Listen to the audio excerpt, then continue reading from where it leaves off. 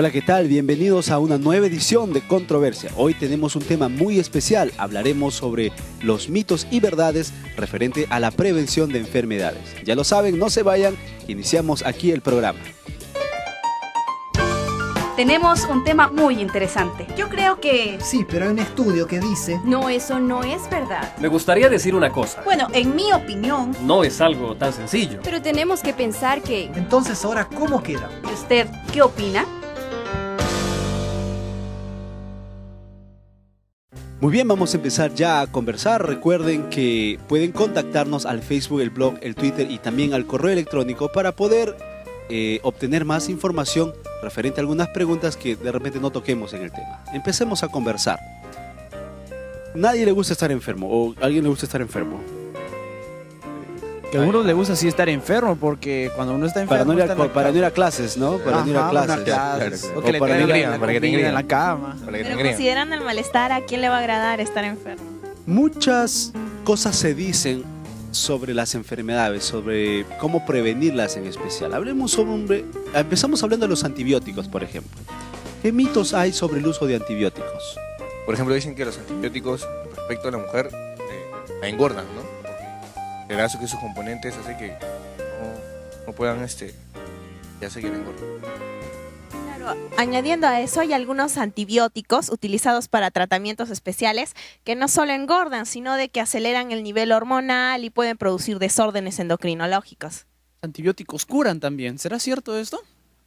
Cuando usamos antibióticos normalmente esperamos enfermarnos para usarlos o para que el médico lo prescriba, o habrá personas que lo utilizan antes a modo de prevención. Por ejemplo, ¿no? Si este antibiótico es para la infección, como yo no quiero que se me infecte nada jamás, de pasadita me adelanto y lo tomo antes, así cuando me pasa algo estoy preparado. ¿Habrá personas que piensen así? ¿Qué otras posiciones hay? Se ha visto casos de personas que si bien no se anticipan a la enfermedad, pero sí son muy susceptibles ante algún síntoma que puede no ser correcto. Sienten algo y piensan que es el síntoma de una enfermedad, y por el miedo o temor a que esta enfermedad supuestamente se complique sin saber si la tienen o no, se toman antibióticos, se automedican. Incluso esto puede hacer daño, ¿no? Entonces, ¿será correcto automedicarse? También existen muchas personas que antes de tener la enfermedad siempre optan por consumir estos antibióticos, pero psicológicamente se vuelven a enfermar, y eso ha sucedido en muchos casos. ¿La vacuna será un antibiótico que tenga? Porque utilizamos la vacuna para prevenir también algunas enfermedades. Añadiendo eso de las vacunas, ¿por qué cuando algunas personas se vacunan contraen la enfermedad o presentan algunos síntomas? ¿Por qué se da ello? Vamos a hablar un poquito ahora de los excesos, porque el tema de antibióticos personalmente no es un tema que muchos manejemos, ¿verdad? Normalmente nos preocupamos de nuestra salud, especialmente solo cuando estamos enfermos. Nadie piensa en prevención, o solamente nos preocupamos, me siento mal, voy al médico, deme una pastilla que me alivie y punto. O me duele acá, ¿qué tomo para que me quite y punto? Siempre estamos tratando de cortar las cosas. Ahora, en el uso de medicamentos hay un riesgo terrible, que es el riesgo de excederse en el uso. ¿Qué peligros puede presentar el excederse en medicamentos? Por ejemplo, en el caso yo conozco casos en que la persona toma pastillas, toma porque se siente mal, y ¿qué pasa? Ese virus o esa enfermedad con la cual tiene ahí, ya seas inmune a la pastilla, crea resistencia a la... Resistencia, exacto. Claro, también existe el caso de que creas una adicción en tu cuerpo, ¿no? No puedes vivir sin tomar medicamentos o cosas así. Y si sientes unos síntomas, dice, no, tengo que seguir tomando más, y cuando tomabas una pastilla, ahora tomas 2, 3, porque sientes los síntomas que puede venir más fuerte. Tenemos que tener en cuenta que eso puede desencadenar en una sobredosis, ¿no? Por ejemplo, es el caso de las personas asmáticas que usan los inhaladores. Ellos se hacen demasiado dependientes, y muchas personas a veces no sienten nada, pero cuando se acuerdan que no trajeron su inhalador, entonces empiezan a tener esas consecuencias. Añadiendo a eso, hay situaciones de que la persona siente algún dolor o algún malestar, y si no toma un medicamento o un antibiótico, siente de que no va a mejorar, depende tanto. Entonces tendrá que ver alguna influencia psicológica en ello. Ahora, en casa algunos tenemos a la abuelita, y siempre hablamos de la abuelita cuando hablamos de salud, porque la abuelita tiene todas las respuestas. Te duele la cabeza, hijito, ya, va al jardín, corta algo, te hace el mate y te hace tomar. Sabe a rayos, pero te pasa el dolor de cabeza. ¿Será de repente la medicina natural o otras alternativas mucho mejor que las alternativas que la ciencia médica en medicamentos presenta hoy? Vemos ahora que últimamente para combatir el hecho de usar las medicinas industriales, por así decirlo, tenemos la medicina oriental, ¿no? Que es una buena alternativa para combatir algunos males. Siempre hemos visto, Caleb, que los antibióticos son buenos por un lado, pero hacen o contrarrestan la enfermedad, pero por otro lado hacen un mal. Pero sin embargo, vemos en las medicinas que siempre decimos, toma esto, es natural, te va a hacer bien, pero tiene consecuencias secundarias también los productos naturales. Cuando consumes una medicina para cierta enfermedad, entonces te afecta también otro órgano. Se ve también mucho en las calles, de algunos lugares, de que se promocionan los productos naturales como cura, pero ¿será verdad de que estos productos naturales pueden llegar a curar enfermedades terminales, incluso porque también se promociona eso? Dentro de todo del movimiento que va en contra de las grandes industrias, en contra de que las medicinas solamente sea para cierta parte de la población, siempre se presentan métodos naturales. Uno de ellos, por ejemplo, es la fitoterapia. ¿Qué es la fitoterapia? ¿Tratamiento con plantas? Me pareció oír el tratamiento con plantas curativas. También existe la orinaterapia también. A través del orín tú puedes curarte de algunas enfermedades, algunas arrugas. He escuchado que si en ayunas te consumes un parte del orín, entonces te puede curar la diabetes. Esos son tratamientos alternativos. Sí, es un tratamiento alternativo también de que en algunas enfermedades, algunas abuelitas cuentan, ¿no? Que consuman leche materna, entonces lo llevan donde una madre para que pueda consumir de esta leche y eso tiene poderes preventivos e incluso curativos. Y hablando del dolor de oídos, dice que la leche materna es muy bueno, que te pones unas cuantas gotitas y te pasa el dolor de oído.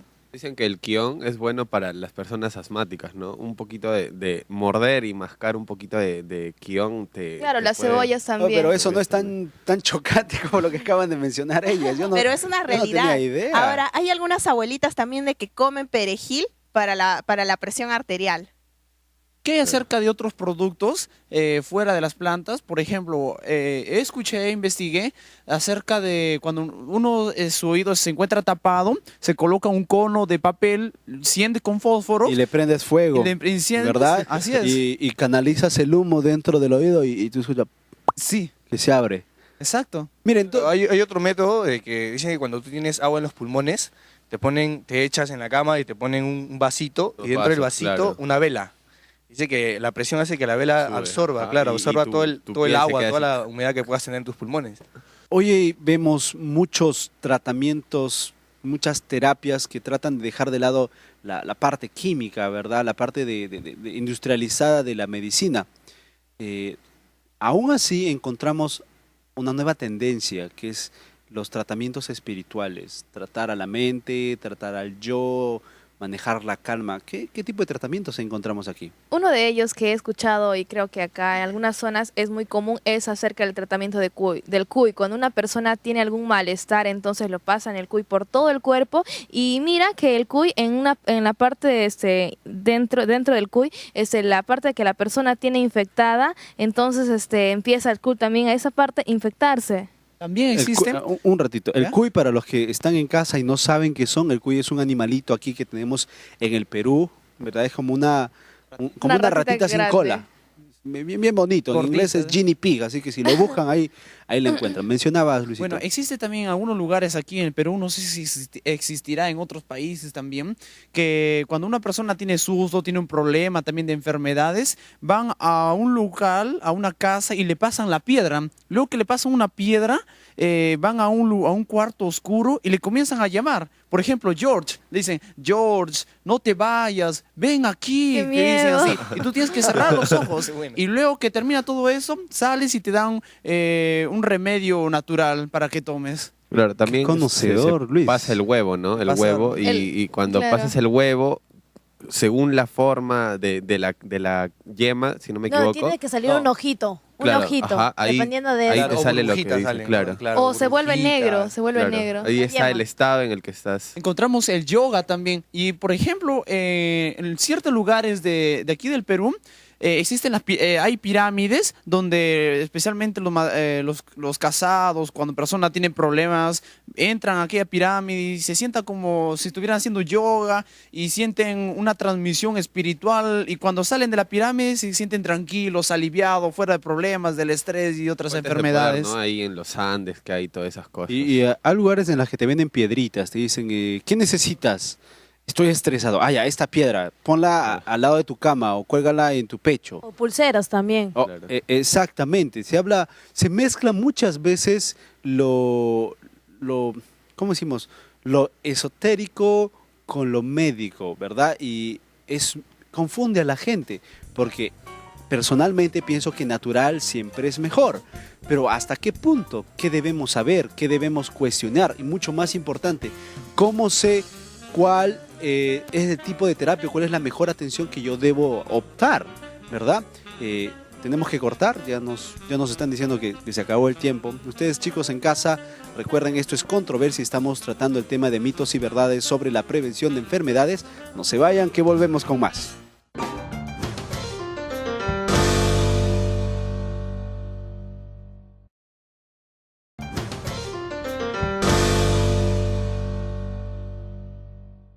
Muy bien, estamos de regreso, esto es Controversia, estamos tratando el tema de mitos y verdades sobre la prevención de enfermedades. El tema se está poniendo bastante, no quiero decir raro, quiero decir bastante interesante. Hay varios datos que yo desconocía.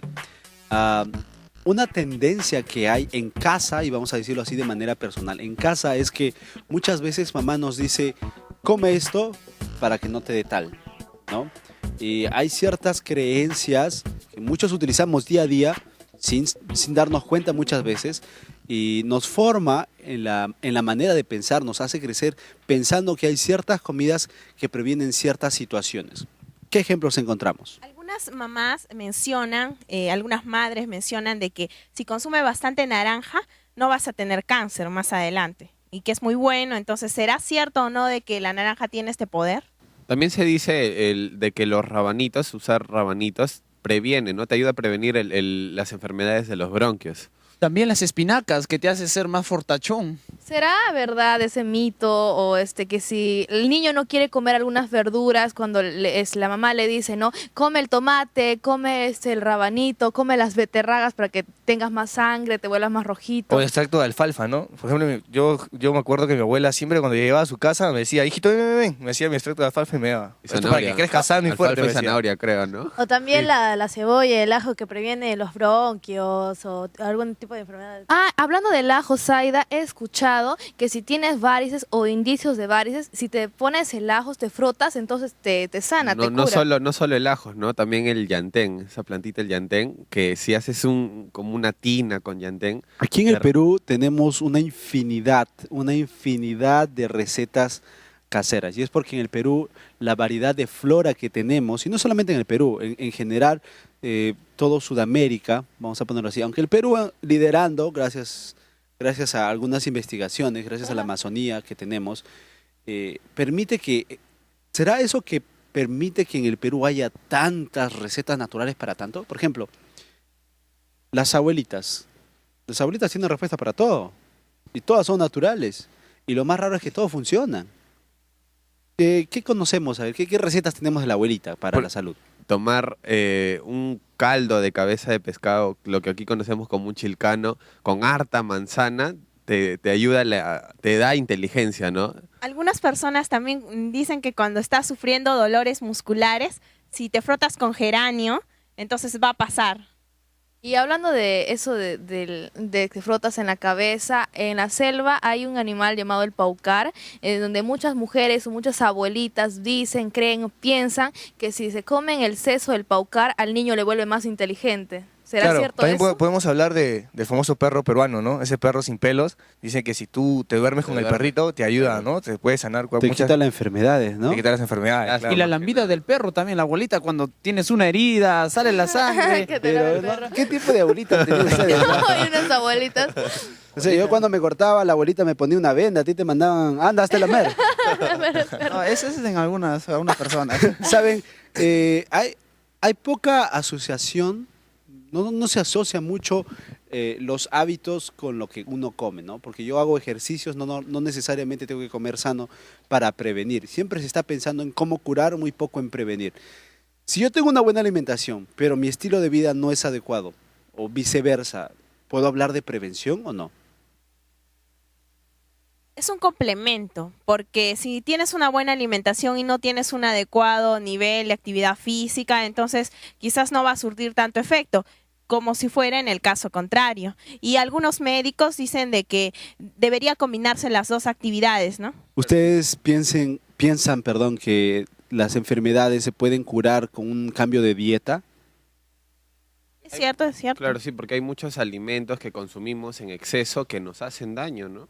Ahora se ven casos de personas de que por tener una mala alimentación han llegado a niveles de obesidad y por ende han tenido este contagio de otras enfermedades, ¿no? También, o sea, la obesidad también tenemos que tener en cuenta que nos induce más, claro, Miren, a sufrir problemas el de los peligro huesos. de repente está en que queremos separar al ser humano y olvidamos que el ser humano es un ser integral. Salud, mente, cuerpo y espíritu son cosas que tienen que ir de la mano. Mi salud mental, mi salud espiritual, mi salud social, todo es un todo. Si un área falla, pues exactamente. ¿Cuáles serían los peligros de creer que si como bien o que si tengo solo un buen estilo de vida pero puedo comer cualquier cosa, ¿cuáles son los peligros que eso puede traer? ¿Puede repercutir a nuestra salud en algún momento? ¿Qué ocurre si una persona tiene un buen estilo de vida, hace actividad física, pero consume comida que no es adecuada? Entonces, ¿servirá toda la actividad física que realizó? Hay muchas personas que son vegetarianas y que se exceden a veces en consumen puras frutas, puras verduras, a veces dejan de lado las proteínas como son las carnes y otros alimentos. Tiene problemas de anemia. Pero si incluso. son vegetarianos, no comen carne. Pero muchos no balancean bien Pero la comida. claro, tienes que saber, como quien dice, claro, compensar el hecho de que no comas carne. Yo escuché que no necesariamente que las proteínas que tiene la carne, el pollo, también las tienen las menestras. Claro, pero se ven casos de personas que por someterse a dietas extremas de moda, utilizan solo el consumo de frutas o verduras, pero sin embargo no balancean y no hay proteínas en su alimentación y incurren en problemas de anemia. Incluso es correcto hacer eso. ¿Qué pasa si me enfermo, verdad? Y entré a la onda de no, todo lo natural. Vi controversia en sus 2 temporadas pasadas donde se habló bastante de salud, de cambios de hábitos. Y digo, bueno, si me enfermo me voy a curar con hierbitas nomás. No, si tengo un dolor con comida nomás, con ejercicio nomás, esto se va a pasar, no voy a consumir nada químico. ¿Hay peligros en tener esa manera de pensar? ¿Será que la fe también incluye dentro de las curaciones, de sanarse? Bueno, porque quizás no todas las enfermedades de las que pueden existir o que podemos contraer se pueden curar con plantas, ¿no? Necesariamente alguna vez tendremos que aceptar el hecho de usar medicinas industriales. Claro, ¿qué pasa en el caso de una enfermedad terminal que los tratamientos ya están en el mercado, están establecidos con antibióticos? ¿Se puede entonces utilizar solo un tratamiento natural que quizás no te va a ayudar? ¿Qué menciona la Biblia? Porque de la Biblia se puede interpretar muchas cosas. Jesús curaba, ¿no? Y él no usaba medicina. Y muchas personas pueden decir, ya, todo es cuestión de mente. Dios, tú cúrame. No, qué médico, ni qué médico. Qué medicina, qué cuidado, qué estilo de vida, Señor. Tú cúrame, tú puedes quitarme cualquier enfermedad. Y me centro en eso y al poco obviamente voy a empeorar. O también hay otros extremos, ¿verdad? ¿Qué menciona la Biblia cuando habla de salud, cuando habla de curación, cuando habla de medicina? La Biblia mayormente te da las pautas como para que puedas prevenir la enfermedad a través de una buena alimentación, un buen estilo de vida, y es por eso que muchas personas que tienen alguna creencia religiosa es que muchas veces viven más. Claro, por ejemplo, podemos encontrar en la Biblia lo que debemos y lo que no debemos comer en Levítico. Y hay un 11, texto bíblico en la Biblia que dice, ignoráis que vuestro cuerpo es templo del Espíritu Santo. Nos dice que nos manda a que cuidemos nuestro cuerpo y nos da algunas sugerencias, recomendaciones, como mencionó Juan Carlos, La Biblia, qué debemos comer y qué no debemos comer.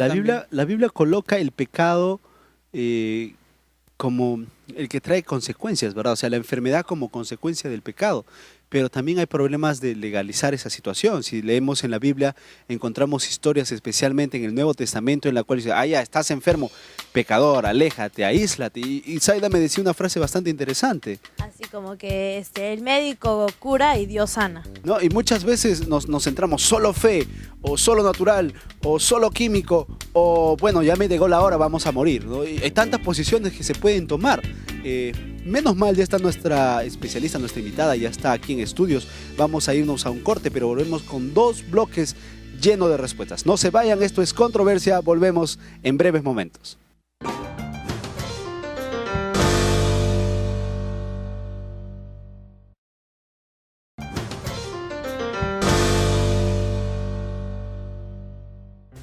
Muy bien, estamos de regreso aquí en Controversia. Estamos tratando el tema de mitos y verdades sobre la prevención de enfermedades. Ya está con nosotros nuestra especialista. La invitada de hoy es la magíster Delcy Turpo, médico especialista en medicina alternativa y complementaria. Doctora, bienvenida al programa. Gracias por la invitación. Usted ha escuchado nuestros 2 bloques anteriores y se han dicho cosas que a mí me han dejado medio perplejo, porque hay bastantes mitos cuando se refiere a la salud. Empecemos hablando sobre el uso de los antibióticos. Ahí empezamos nuestra conversación. ¿En qué momento se usan? ¿Qué son los antibióticos? Bueno, en primer lugar, los antibióticos son un medicamento que debe ser siempre usado bajo prescripción médica. El problema que tenemos en nuestro país, no solo aquí, sino en los demás países, es que tenemos la tendencia a automedicarnos. Cuando uno se automedica, corre el riesgo de producirse una intoxicación, de producir una resistencia bacteriana, porque los antibióticos se utilizan para infecciones bacterianas, y si uno utiliza un antibiótico sin criterio, lo que va a hacer es, puede producir una resistencia, y esa bacteria que es resistente puede contagiar a otras personas y hacerlas resistentes a los tratamientos. Además, también el uso inadecuado de medicamentos hace que uno pueda tener un diagnóstico más demorado de una enfermedad. Por ejemplo, vemos pacientes que presentan un cólico, se automedican y cubren el síntoma que puede ser de una apendicitis, por ejemplo, que necesita cirugía. Entonces es muy importante que la medicación siempre debe ser bajo supervisión médica, excepto de algunos medicamentos que se venden sin receta médica, como algunos analgésicos, pero de preferencia la medicación debe ser prescrita por un especialista. ¿Cuáles son esos tipos? ¿Antibióticos, analgésicos? ¿Qué más hay? Los antibióticos se utilizan para las infecciones bacterianas. El error que tenemos acá es que ni bien empezamos a estornudar, nos automedicamos y tomamos un antibiótico, pero generalmente los resfríos son por infecciones virales. Los virus no se tratan con antibióticos. Entonces ahí tenemos un error al medicarnos inadecuadamente. Acerca de las vacunas, ¿tienen antibióticos también? No, las vacunas no son antibióticos. Las vacunas generalmente son virus vivos o atenuados o muertos que se utilizan para mejorar la respuesta inmune del paciente en cuanto a una enfermedad. ¿Se producen algunas consecuencias dentro de nuestro organismo, unas consecuencias negativas? Hay estudios que se han hecho sobre las vacunas. Algunos estudios dicen que sí pueden causar las vacunas algunos daños, pero no hay estudios concluyentes. Pero dado que vivimos en un país, en una región endémica donde hay muchas enfermedades o donde los niños no están muy bien alimentados, es necesario vacunarlos para evitar que tengan enfermedades y complicaciones graves más adelante. Usted mencionó acerca de los medicamentos que se venden sin receta médica. ¿En qué cantidades puede consumir la persona o puede automedicarse con estos? Bueno, dependiendo de los medicamentos, cuando hablamos de analgésicos, se toman generalmente se toman cada 8 horas o cada 12 horas. Las toxicidades con los medicamentos son a largo plazo, a menos que uno tome una gran cantidad de medicamentos y produzca una toxicidad inmediata, pero el uso prolongado y continuo de medicamentos puede producir alteraciones a largo plazo, como por ejemplo usar muchos analgésicos puede producir gastritis. Entonces a la larga uno va a tener por solucionar un problema, va a presentar otro. Justamente con esa última parte que usted menciona, toda la medicina industrializada, que es negocio por sí, se tiene la idea que todos tienen algún side effect, ¿no? un efecto secundario. Me cura esto, me da lo otro. Entonces, para curar esto, tomo esto, pero me va a volver a dar el otro. Y al final entro en un círculo vicioso en el cual empiezo a vivir de pastillas. Dada esta idea, hay muchas personas que optan por lo natural y optan por medicinas hechas en casa, que están en el jardín o en el bosque. Bueno, usted me entiende. ¿Qué hay que tomar en cuenta cuando pensemos en esta alternativa? Bueno, la mayoría de las personas se ve ahora que buscan tratamientos complementarios porque no encuentran en la medicina convencional el resultado que esperan. Entonces, en este caso lo que se hace, se utiliza una medicina que está basada en ciencia, ¿no? Vemos remedios caseros que los podemos encontrar en cualquier periódico, en cualquier revista de la calle, pero hay una medicina que es una medicina basada en ciencia y que es la que utiliza, por ejemplo, el uso de hierbas, que muchas veces está probado científicamente que sí funcionan. Por ejemplo, la aspirina proviene de una planta. La codeína, que se utiliza para el dolor, también proviene de otra planta. O sea, los principios activos que tiene una planta se utilizan también para tratar ciertas enfermedades. Bueno, se dice que la medicina natural no es científica, entonces por ende no vendría a ser confiable. Y hay desconfianza, porque usted menciona, ¿no? Sí hay pruebas, pero ¿dónde? Porque la medicina, o sea, la ciencia publica, ¿no? Un Así estudio debe publicarse y si está publicado hay pruebas. Hay estudios publicados por la Universidad de Yale, de Stanford, de Oxford, sobre medicina complementaria. Hay centros de investigación, incluso acá en Perú hay un centro de medicina complementaria donde se hace investigación en cuanto a los métodos naturales de tratamientos. No estamos hablando de los remedios caseros que uno encuentra o que escucha en la calle, estamos hablando de medicina basada en ciencia, por ejemplo, con el uso de los fitoquímicos que se encuentran en las frutas, que se ha comprobado que cada fruta o cada verdura tiene aproximadamente 300 fitoquímicos o más, de los cuales tienen una acción terapéutica. Estaban hablando hace poco del tomate. El tomate tiene un fitoquímico que se llama licopeno y el licopeno lo que hace es prevenir el cáncer de próstata en los hombres. Fitoterapia, entonces. La fitoterapia utiliza los principios activos de las plantas como medicamentos. Entonces se utiliza, por ejemplo, podemos utilizar la caléndula, que es una planta que tiene propiedades regenerativas de la piel. Si uno lava una herida o unta una herida con una crema basada en caléndula, tiene un efecto regenerador o cicatrizante de la piel. ¿Y en qué momento las personas pueden acudir a la ciencia médica teniendo en cuenta que el uso de las medicinas también es muy bueno? Bueno, hay enfermedades en las que es necesario utilizar la medicina convencional, por ejemplo, en las enfermedades agudas. Cuando tú tienes una infección por una bacteria, no la vas a curar obviamente con una infusión, necesitas un antibiótico para eliminar esa bacteria. Pero sin embargo hay otras enfermedades en las que se puede hacer uso de la medicina complementaria, por ejemplo, como en las enfermedades crónicas degenerativas relacionadas al estilo de vida, la hipertensión, la gastritis, incluso hasta el cáncer, la diabetes, el sobrepeso, la obesidad, son enfermedades que pueden tratarse con medicina complementaria. ¿Qué vocabulario debemos mantener? Porque nosotros decimos medicina, y cuando hablamos de medicina pensamos en médicos, doctores, gente de blanco. Medicina alternativa, medicina natural. ¿Qué debemos entender Bueno, de la definición de cada medicina uno? natural está dentro de lo que es la medicina alternativa y complementaria. La medicina alternativa significa que uno utiliza un método alternativo a un tratamiento convencional. Quiere decir que no vamos a utilizar nada de medicina convencional y solo vamos a utilizar un método alternativo.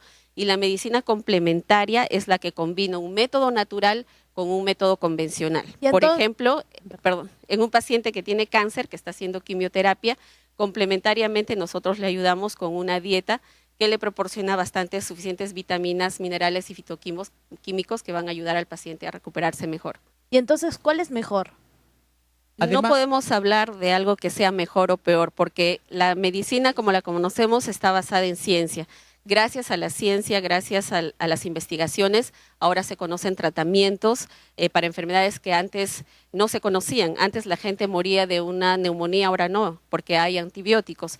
Por eso no podemos hablar de una medicina que es mejor o peor, sino que lo que debemos hablar es en qué momento podemos hacer uso de una medicina, de un método alternativo o usar un remedio complementariamente. Podemos ver que aquí en el Perú se usa mucho lo que son las cosas esotéricas, ¿no? Ir a los chamanes para que me curen y todas esas cosas. ¿Es un tratamiento efectivo?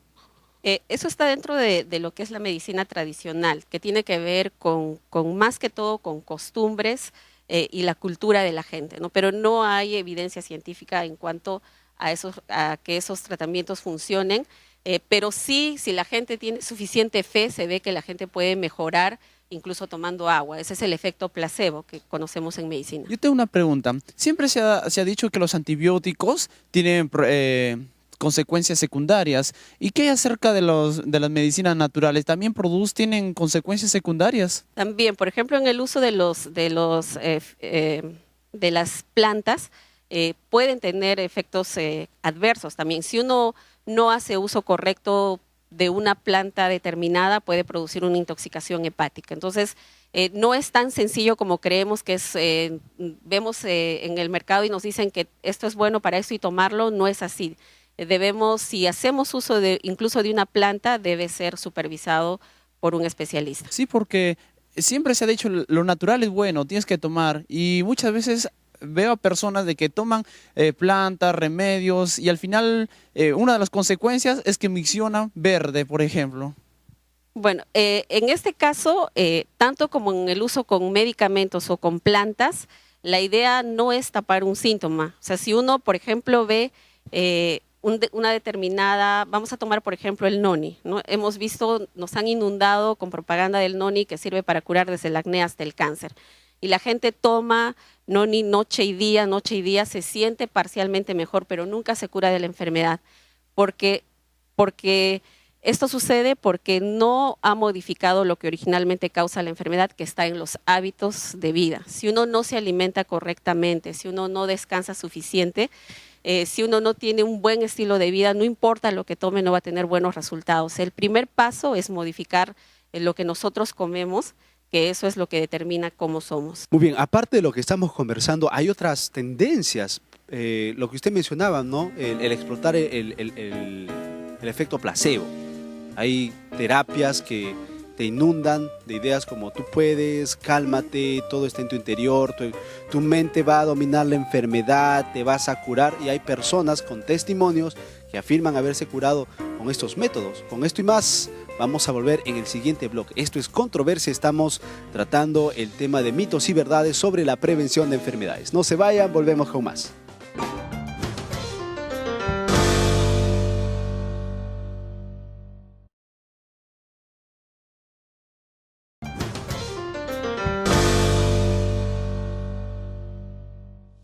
Ya estamos de regreso aquí en Controversia. El tema de hoy ha sido bastante interesante. Estamos hablando sobre mitos y verdades sobre la prevención de enfermedades. En este último bloque está nuevamente nuestra especialista.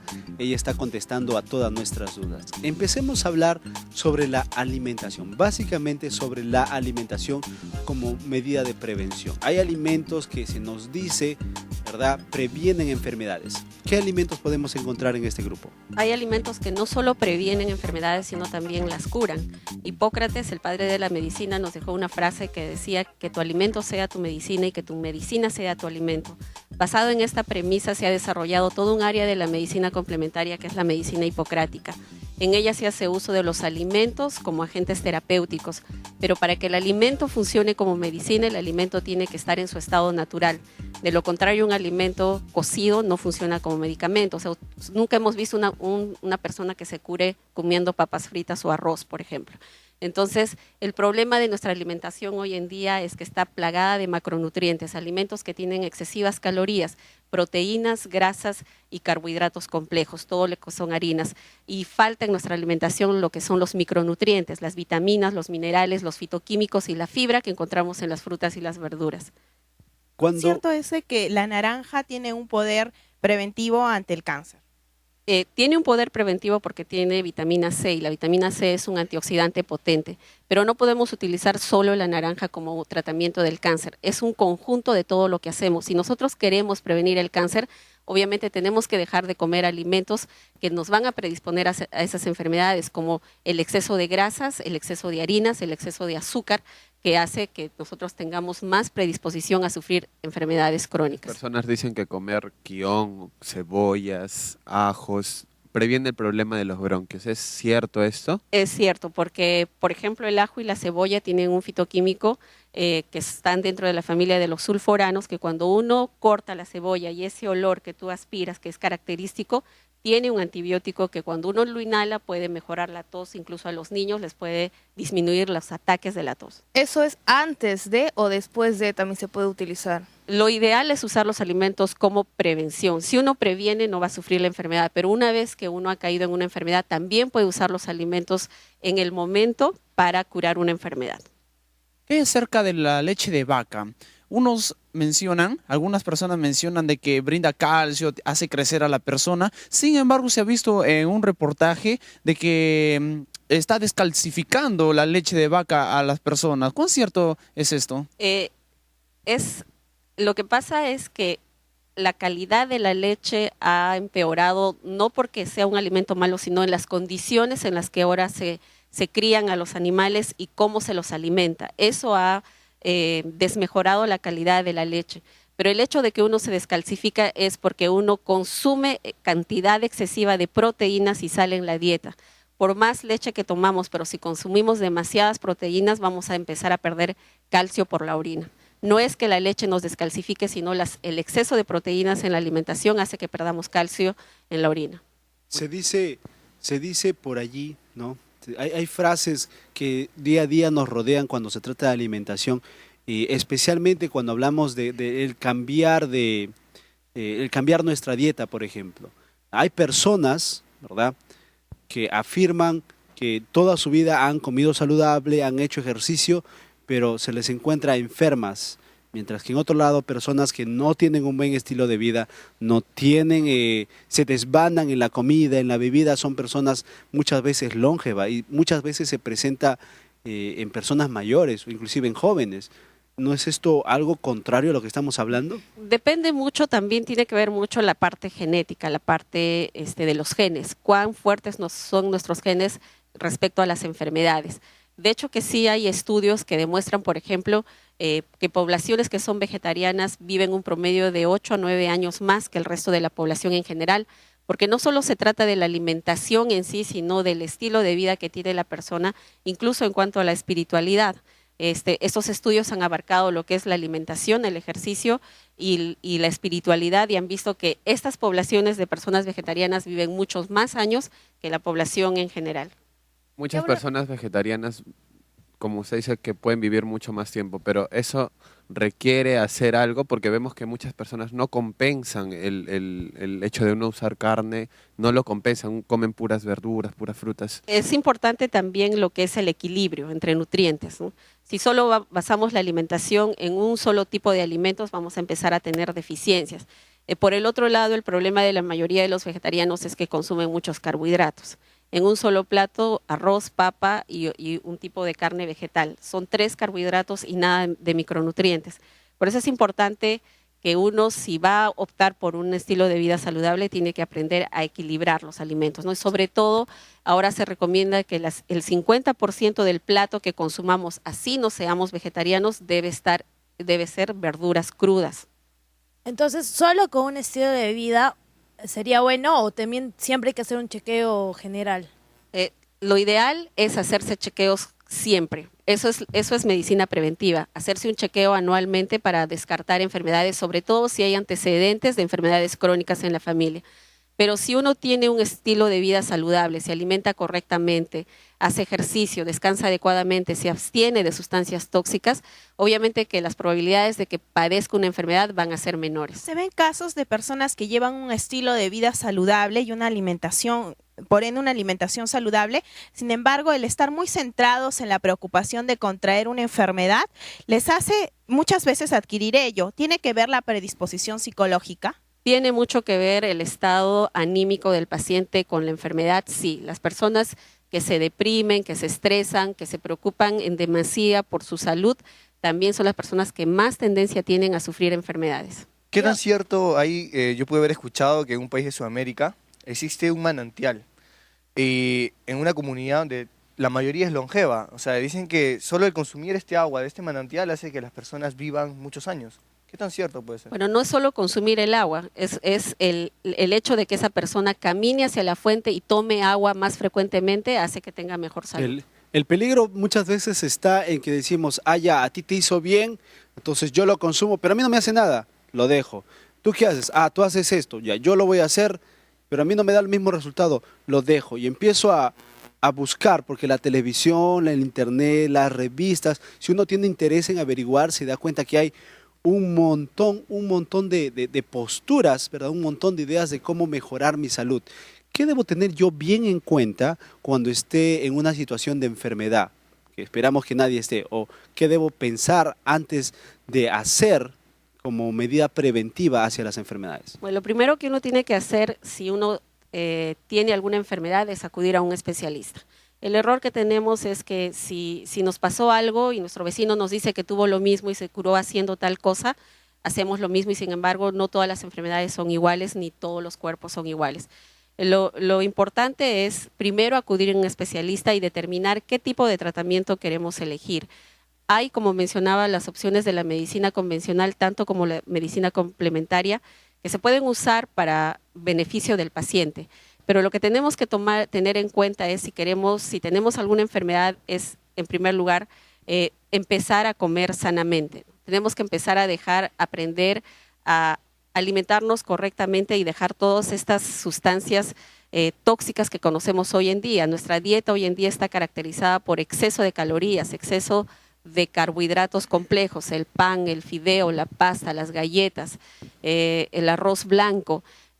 Tenemos en un solo plato frituras y casi nadie consume frutas y verduras, que es lo que equilibra la alimentación. Entonces debemos sumar alimentación y hábitos. Exactamente. No puedo ponerlos separados porque sería ineficaz. Sería ineficaz. Es como si uno toma un remedio casero, un remedio natural y no modifica su alimentación, no va a tener mucho resultado. Muchas gracias por haber estado con nosotros en este programa. Sin duda hemos aprendido mucho sobre nuestra salud. Ella fue la magíster Delcy Turpo, ella es médica especialista en medicina alternativa y complementaria. Ustedes en casa, no se vayan todavía, tenemos un texto que compartir con ustedes. Por favor, Luis. La palabra de Dios nos dice en la tercera carta de San Juan 1:2.